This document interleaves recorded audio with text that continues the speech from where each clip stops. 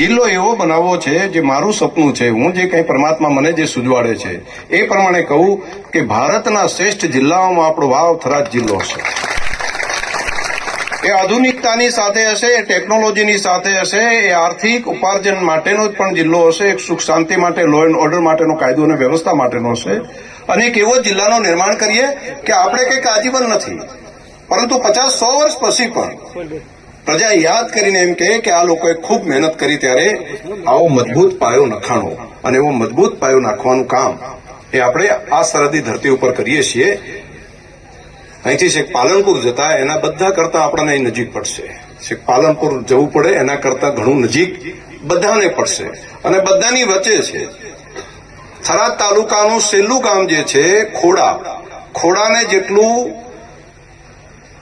થરાદ થાય એના કરતા દિયોદર તાલુકાના છેલ્લું ગામ અહીંયા વખા છે, વખાને એનાથી નજીક પડે। વખામાંથી આવે દિયોદરથી પેલી બાજુ વખા હોય એને ત્યાં જવું હોય તો એને નજીક પડે થરાદ। વખા ઈસરવાને પણ ત્યાંથી ઈસરવાને નજીક પડે, ત્યાંથી જઈને હું ડુવા છે તો ડુવાને જેટલું દૂર પડે ને એના કરતા વખા ઈસરવાને નજીક પડશે।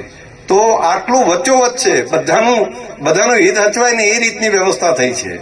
તો આ બધું એક ખૂબ સરસ મજાની વ્યવસ્થા કરી છે, અને તમારા બધાનું હિત સાચવવા માટે બેઠો છું।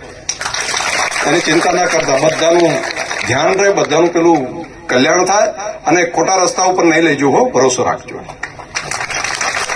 એક વખત એવું લાગતું હશે નવું હોય ત્યારે બધા આમ બધા વિચાર કરે, પરંતુ એ તમારા બધાના હિતનો વિચાર હશે, તમારા બધાની નવી પેઢીના કલ્યાણ માટેનો વિચાર હશે। આ વાતનો ભરોસો બધા રાખજો। આટલી વાત મારે કરવી હતી। તો નવો જિલ્લો જે બન્યો છે એમાં બધા રાજી થયા છો મતેડેથી?